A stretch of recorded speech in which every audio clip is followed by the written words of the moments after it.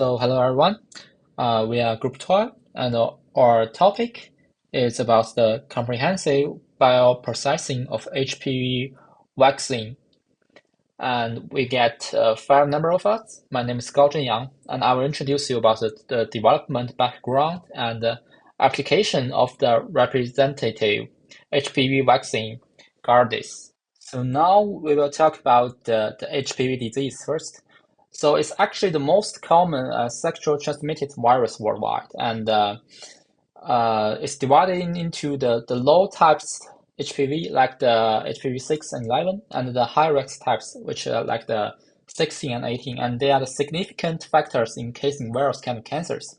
And according to the WHO, we can see that actually every year about 600,000 new cases were reported globally each year caused by it, and about more than 300,000 deaths due to the disease.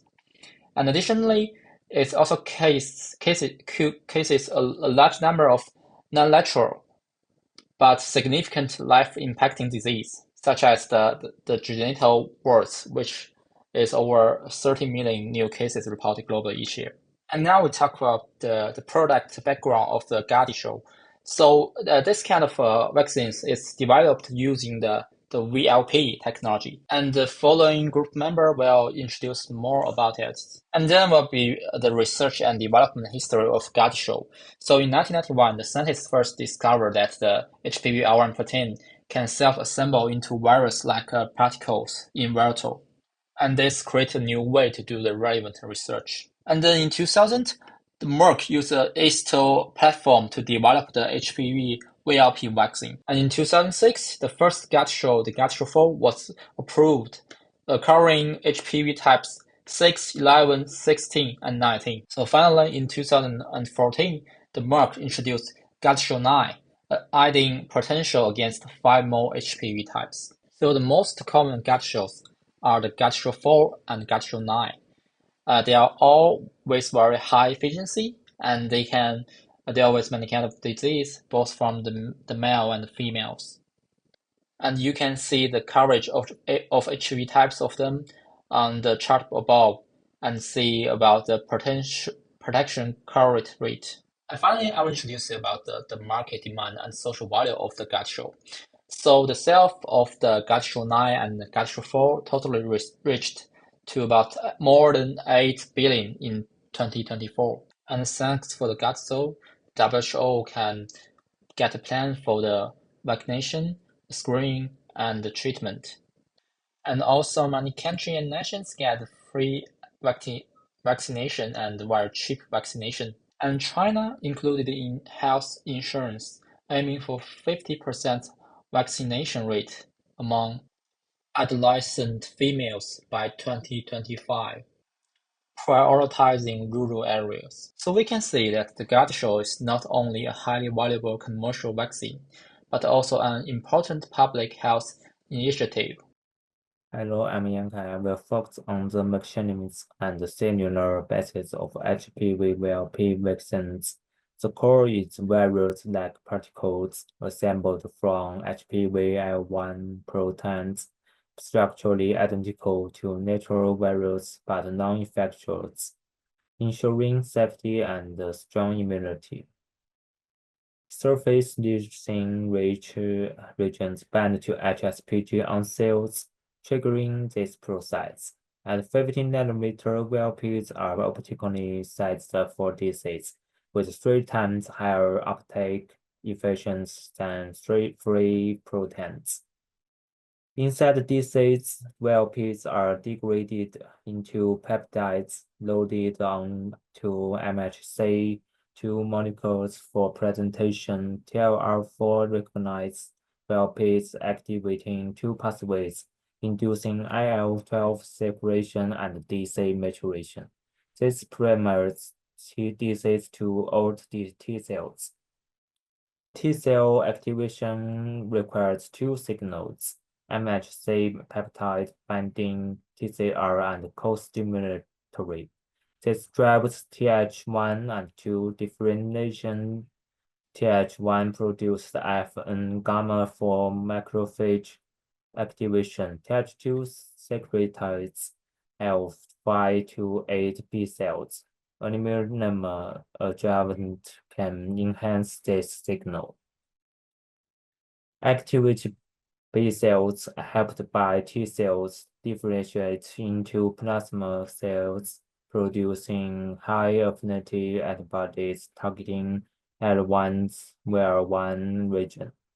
Clinical data show 100% seroconversion, with adolescents having 1.7 times higher GMT than adults, critical for blocking viral entry.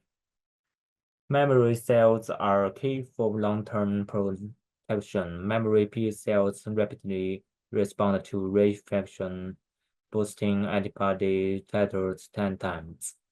Central memory T cells maintain FN gamma secretion. 5 years follow-up shows antibody levels stay above protective thresholds, predicting 10 years of efficacy. In summary, VLP vaccines mimic viral structure to activate innate and adaptive immunity through 3 steps: recognition, signaling, and memory formation. This cellular precision ensures safety and efficiency, making it a model for prophylactic vaccine design. Thank you. Okay, my name is Wang Wei, so let me introduce the part 3 of genetic engineering and upstream fermentation of HPV vaccine. We can take a whole view of the upstream fermentation and the downstream purification processing steps shown in the figure. The manufacturing process for VLP-based vaccine is often complex. There are several methods of production. For the purpose of simplification, we will explain the production of baculovirus-mediated insect cell expressed VLPs. On the preparation of master cell bank, we could do it from very beginning of single-cell cloning by ourselves. The figure demonstrates how cell-shrift technology overcomes many limitations and provides a streamlined ultimate workflow from high-efficiency single-cell cloning of SF9 cells. Then, master cell bank of SF9 cells is obtained. The method we use is baculovirus expression vector system, aka BEVS. The BEVS allows for the in vitro expression of the genes in cultured insect cells and is one of the most versatile eukaryotic vector systems for producing recombinant proteins. Either we could use commercially available serum-free insect medium supplemented with phytobolin serum and protein hydrolysis and a lipid surfactant emulsion and heparin, which is always helpful to reduce the aggregation of cells. Generally, from master cell bank, the insect cell line such as SF9 and working cell bank is expanded through a series of shake flux cultures and transferred to a single-use bioreactor at 1.0 to 1.2 times 10 to the power of 6 cells per milliliter and allowed to expand until a defined culture volume at a cell density of 1.5 to 2.0 times 10 to the power of 6 cells per milliliter is obtained.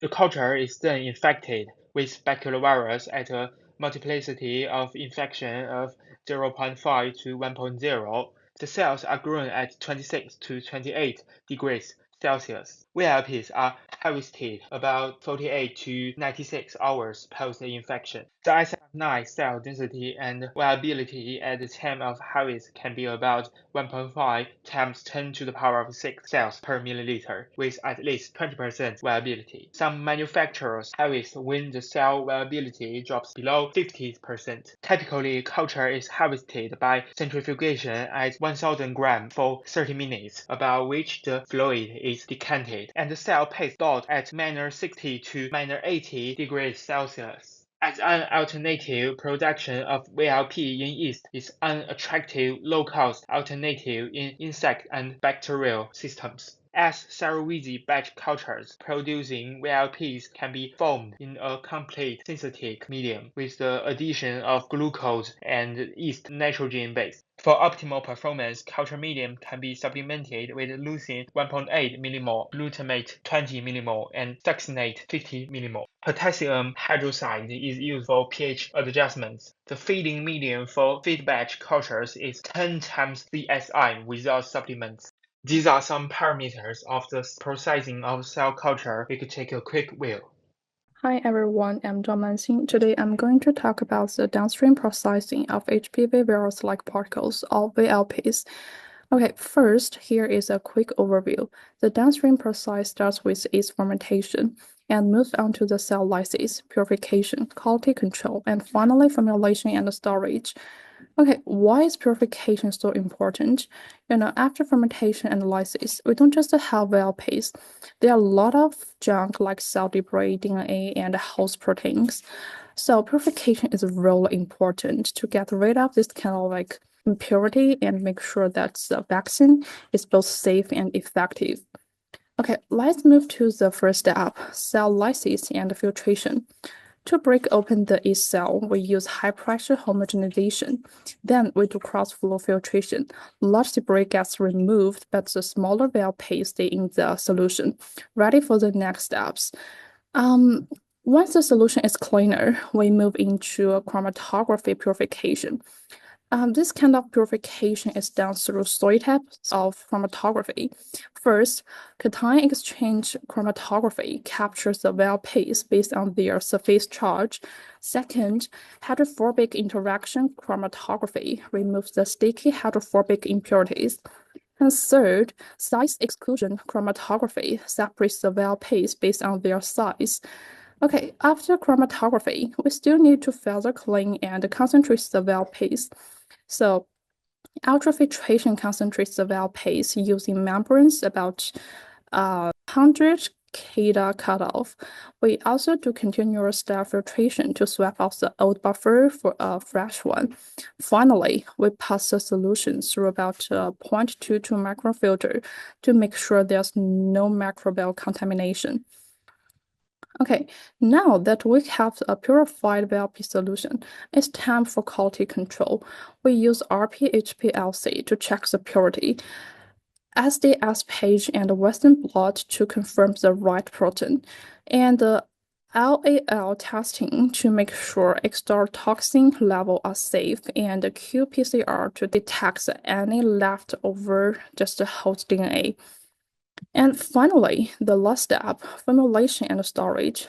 We absorb the VLPs onto an aluminum-based adjuvant to boost the immune response. During mixing, we carefully control the pH, keeping it between 6.2 and 6.8, usually around 6.5 to maintain the stability. Then the vaccine is filled into sterile containers and stored at 2 to 8 degrees Celsius. Ready for use. Okay, I hope the part I share with you guys is helpful. Thank you. So for part 5, we look at the clinical research trial design, data, and the future outlook from it.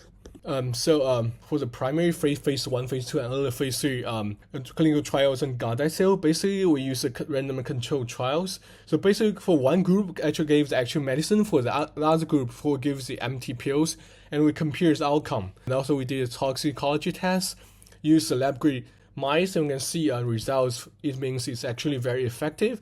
It can prevent all kinds of infection presentations, and also prevent cancer to some extent. And right, because it's effective, so now we progress to phase 3.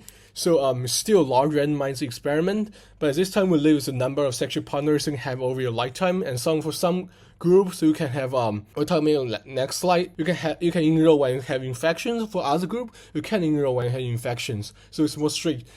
And also right now we come to grouping. So basically we have 3 groups. So first group is most strict. For second group, it's a little bit of loose compliance. The first group is compliance very, very loose. So, and for second group, includes some like when you have previous infections, okay. And the third group is even more loose on the situation of previous and current infections. But for the first one, you can't have any infections. And the next slide. So basically, we can see from the Gardasil results that Gardasil vaccine is very effective in phase 3. And although to look to the right, you can see the pictures of all kinds of HPV infection presentations, like say an AIS, VIN, VIN. So you can see like how actually is that behaving in your body. So for other results, we can see that Cervarix is also very effective for reduced HPV infections. And also we did toxicology test. We can see that the actual control group compared to the blank group, there's only very mild toxicology increase of 0.1% or 0%. So basically that means the vaccine is very safe. It basically doesn't induce any danger when you get the vaccine. And then we look at the measurement for the immunogenicity. Basically we have 3 measurements to the right, and they have different